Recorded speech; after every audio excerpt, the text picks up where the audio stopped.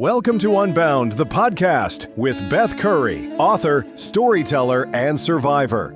This is where books meet real life, where Beth reads chapters from her work and breaks free from the traditional audiobook format, diving deeper into the personal experiences, lessons, and liberation behind every page. Nothing is off limits. Let's get unbound. Welcome back to Unbound Season 3, The Other Side of Quiet. I'm Beth, and today we're stepping into a chapter that kind of goes far beyond the usual conversations around childbirth and motherhood. A part that people don't really ever talk about, and that's the collision of medical trauma, postpartum depression, complicated grief, the pressure to instantly become the perfect mother.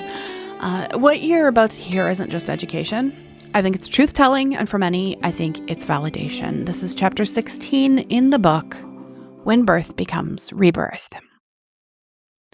Let's pause here again, because what you just read about childbirth and postpartum depression after trauma is something that doesn't get talked about nearly enough. We have this cultural narrative that having a baby is supposed to be the most joyful experience of a woman's life, that the moment you hold your child, you're supposed to be flooded with overwhelming love and maternal instinct. But what happens when childbirth triggers your worst trauma? What happens when the medical procedures designed to save you and your baby recreate the exact conditions of your assault? What happens when your new baby looks exactly like the baby you lost to violence? What happens when the thing that's supposed to heal you actually re-traumatizes you? If you've experienced this, if childbirth was traumatic for reasons beyond the physical pain, if you struggled to bond with your baby because of your own history, if postpartum depression hit you like a freight train because it activated old wounds, I need you to know something. You're not broken. You're not a bad mother. You're not failing at something you should naturally know how to do. You're having normal responses to abnormal circumstances. Let's talk about medical trauma and how it intersects with sexual trauma. When you've been sexually assaulted, especially when that assault involved being restrained or having your breathing restricted, medical procedures can be incredibly triggering. Your nervous system doesn't distinguish between being strapped down for your safety during surgery and being held down during an assault. It doesn't understand the difference between an oxygen mask that's helping you breathe and a hand over your mouth that's suffocating you. All it knows is restraint equals danger, loss of control equals threat, medical professionals equal potential harm. This is why so many trauma survivors struggle with gynecological exams, dental procedures, any medical situation where they feel powerless or exposed or unable to move freely. And childbirth? Childbirth is the ultimate medical situation where you have very little control over what happens to your body. Even in normal deliveries, you're exposed, vulnerable, in pain, surrounded by strangers who are making decisions about your body. When complications arise and emergency procedures become necessary, that loss of control becomes even more acute. If you've ever had a panic attack during a medical procedure, if you've ever felt like you were being assaulted all over again during what should have been a routine medical care, if you've ever left a doctor's office feeling re-traumatized instead of helped, you're not crazy. Your nervous system is doing exactly what it was trained to do, protect you from situations that feel dangerous, even when they're actually safe. The solution isn't to avoid medical care or tough it out without support. The solution is to find trauma-informed medical providers who understand how to treat trauma survivors with the extra care and consideration we need. This means explaining procedures before they do them, asking permission before touching you, giving you as much control as possible over your positioning, timing, and who's in the room, recognizing signs of dissociation or panic and knowing how to respond, and understanding that your reactions aren't personal or difficult, they're trauma responses. You have the right to ask for these accommodations. You have the right to trauma-informed care. You have the right to feel safe during medical procedures. Ask yourself, have you ever felt re-traumatized during medical care?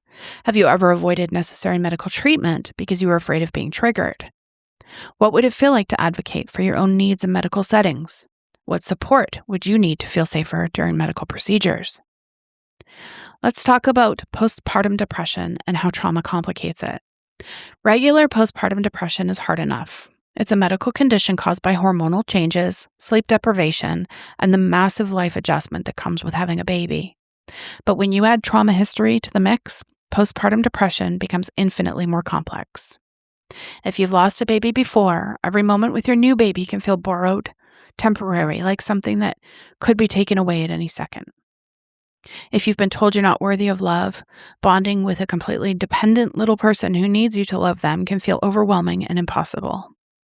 If you've spent years believing you're toxic to the people you care about, having a baby can trigger intense fears about whether you'll somehow damage this innocent child just by being their mother. If your assault involved threats against future children, having an actual child can bring all those fears flooding back. And if your baby looks like a baby you lost, if holding them reminds you of holding a lifeless body, if their cries trigger memories of silence, bonding becomes not just difficult, but actively painful. This isn't regular postpartum depression. This is trauma-informed postpartum depression, and it requires trauma-informed treatment. This means therapy that addresses both the current depression and the underlying trauma, medication that takes into account how trauma affects brain chemistry, support systems that understand why you might struggle to bond with your baby, partners and family members who don't take your struggles personally, and medical providers who recognize that your symptoms might be more complex than standard postpartum depression. Most importantly, it means understanding that struggling to bond with your baby doesn't make you a bad mother. It makes you a traumatized mother who needs extra support to heal. Your baby doesn't need you to be perfect. They need you to be committed to getting better. Ask yourself, if you've struggled with postpartum depression, were you getting trauma-informed care? Were the people around you patient with your healing process? What would you need to believe about yourself as a mother to feel worthy of your child's love? Let's talk about complicated grief and how it shows up in parenting. When you have a living child who reminds you of a dead child, every day becomes an exercise in holding contradictory emotions. Joy and grief, love and fear, gratitude and rage, hope and despair. You can be overwhelmed with love for the baby in your arms while simultaneously heartbroken about the baby who's not there. You can feel blessed and cursed at the same time. This is called complicated grief, and it's one of the hardest forms of emotional pain to navigate because society expects you to be happy about your living child. They expect you to focus on what you have rather than what you've lost. They expect grief to be linear and time-limited and easily resolved. But grief doesn't follow schedules or social expectations. Grief shows up when it shows up, triggered by unexpected reminders, activated by milestones the dead child will never reach. When your living child hits developmental milestones, you might find yourself thinking about what the dead child would have been doing at that age.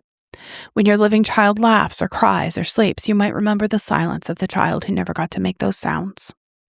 When your living child gets sick or hurt, you might panic in ways that seem disproportionate to other parents, because you know firsthand how quickly children can be taken away. This isn't being ungrateful for what you have. This isn't failing to appreciate your living child. This is what it looks like to parent while carrying unresolved grief. The solution isn't to get over your grief or focus on the positive. The solution is to find ways to honor both children, the one you're raising and the one you lost. This might mean creating rituals that acknowledge your lost child on important days, finding ways to include your lost child in your family narrative, getting therapy that helps you process grief while parenting, connecting with other parents who've experienced similar losses, and being honest with your living child, age appropriately, about their sibling. Your living child doesn't need you to forget their sibling. They need you to show them that love doesn't die when people do, that it's possible to hold joy and sadness simultaneously, that all feelings are acceptable and manageable. They need you to model emotional complexity, not emotional perfection. Ask yourself, how do you honor children you've lost while parenting children you have? What would it look like to include grief as a normal part of your family's emotional landscape? How can you teach your living children that all feelings, even painful ones, deserve space and attention? Let's talk about the myth of maternal instinct. One of the most damaging myths in our culture is the idea that all women are born with maternal instinct, that we naturally know how to care for babies, that bonding happens automatically, that loving your child is effortless and immediate. This myth is particularly harmful to trauma survivors because trauma can interfere with bonding in ways that have nothing to do with how much you love your child. If you've been taught that you're not worthy of love, accepting unconditional love from a baby can feel impossible. If you've been conditioned to expect that people you love will get hurt because of you, getting attached to a baby can feel dangerous. If you've learned to dissociate from overwhelming emotions, the intense feelings that come with new parenthood might trigger that same protective numbness. If you've been hypervigilant for years, the constant low-level anxiety of keeping a tiny human alive might push your nervous system into overdrive. None of this means you don't love your child. It means your nervous system is responding to parenthood through the lens of trauma, and that requires patience and understanding and professional support. Maternal instinct isn't automatic. It's learned. Some women learn it easily, and some have to work harder at it, and some need therapeutic support to access it. All of these experiences are normal and valid. Your worth as a mother isn't determined by how quickly you bond with your baby or how naturally caregiving comes to you. It's determined by your commitment to showing up, getting help when you need it, and doing the work of healing so you can be the parent your child deserves. Ask yourself, what messages did you receive about maternal instinct? Did you feel pressured to bond immediately with your child? What would it feel like to give yourself permission to learn how to be a mother at your own pace? Let's talk about intergenerational trauma and how we break the cycle. One of the most powerful motivations for healing from trauma is the desire to protect your children from experiencing what you experienced. But here's what's tricky. Trauma affects parenting even when you're actively trying to parent differently than you were parented. If you were silenced as a child, you might struggle to know how to listen to your own children's voices. If you were taught that your needs didn't matter, you might have trouble teaching your children that their needs do matter. If you learned that love came with conditions, you might find it harder to offer unconditional love, even when you desperately want to. If you were taught that the world is dangerous, you might struggle with age-appropriate independence for your children. This isn't about blame or shame. This is about recognizing that trauma creates patterns that get passed down through generations unless we actively work to change them. Breaking intergenerational trauma isn't about being a perfect parent. It's about being a conscious parent, someone who's aware of their own triggers and patterns and actively working to heal them. This means getting therapy to address your own trauma, learning about child development so you understand what's age appropriate, practicing emotional regulation so you can stay calm when your children are dysregulated, creating safety for your children to express all their emotions, not just the convenient ones, modeling healthy conflict resolution and communication, and teaching your children that they're worthy of love and respect just for existing. Most importantly, it means being honest about your limitations and getting help when you need it. Your children don't need you to be healed from all your trauma before you can be a good parent. They need you to be committed to ongoing healing so you can show them what growth and resilience looks like. They need you to model self-compassion, not self-perfection. Ask yourself, what patterns from your childhood do you want to break? What kind of parent do you want to be, and what support do you need to become that parent?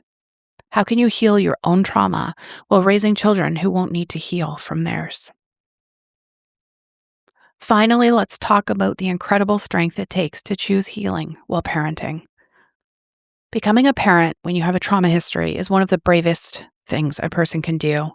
You're choosing to love someone completely while knowing how much it hurts to lose someone you love.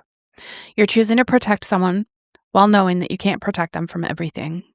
You're choosing to hope for their future while carrying grief about your own past. You're choosing to be vulnerable and open and present while your nervous system is trained for vigilance and self-protection.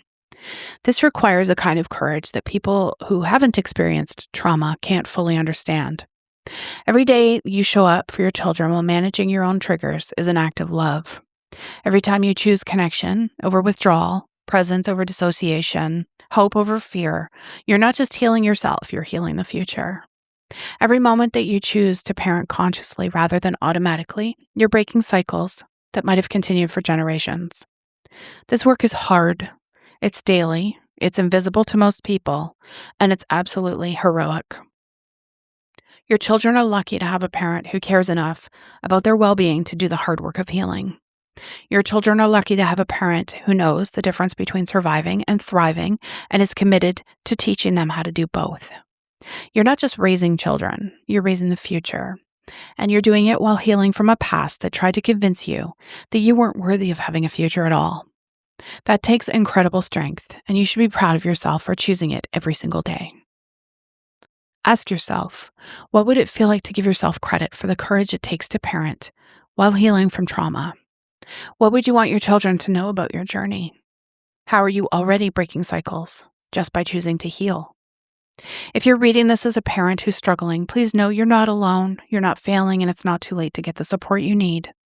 If you're reading this as someone who's thinking about becoming a parent but worried about how your trauma might affect your children, please know your trauma doesn't disqualify you from parenthood, but your commitment to healing from it will make you a better parent. If you're reading this as someone who's supporting a traumatized parent, please know your patience and understanding and belief in their capacity to heal makes all the difference. Healing is possible. Healthy parenting after trauma is possible. Breaking cycles is possible. It just takes time, support, and the courage to choose healing over and over again. Thank you for being here. Please make sure to follow me wherever you listen to me so when new episodes come out, you'll be notified. Remember, all episodes of Unbound are free. If you want to support the production costs, you can find me on Ko-fi, but there's never any obligation. This content will always be free because barriers to healing shouldn't be financial. Support and contact info is in the show notes, and if you join the Facebook group, we sometimes have further conversation there. See you in the next episode. Thanks for listening to Unbound with Beth Curry. Join the conversation in the Facebook group or visit author.bethcurry.com. Want to support the show? Head to ko-fi.com/Unbound Podcast. Until next time, stay unbound.